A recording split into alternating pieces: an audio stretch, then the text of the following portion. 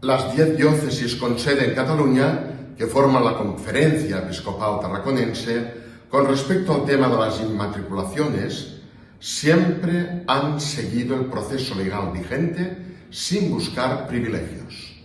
No han actuado en ningún momento de manera arbitraria y han documentado todo lo que les constaba como propio. La Iglesia no se ha apropiado de nada que no fuese suyo. Hay que tener en cuenta que una inmatriculación es la primera inscripción de una finca en el registro de la propiedad y es necesario que ningún particular o entidad la tuviera registrada antes.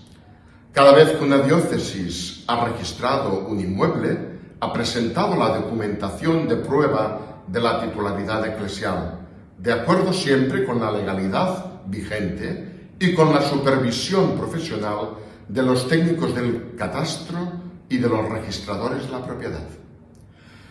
Las inmatriculaciones se han llevado a cabo desde que entre 1861 y 1998 no se pudieran inscribir templos destinados al culto católico porque se consideraba de pública notoriedad el dominio de la Iglesia sobre aquellos templos.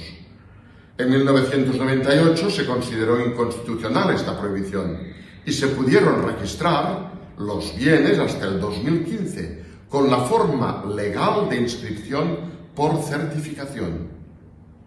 En el caso de posibles errores en las inmatriculaciones, las diócesis con sede en Cataluña están abiertas al diálogo con los interesados y a resolverlo de forma amistosa.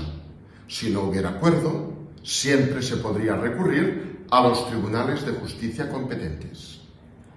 Los bienes inmatriculados han estado y están a disposición de los fieles, ya que no pertenecen a ningún párroco u obispo a título personal, pues solo son administradores de estos bienes.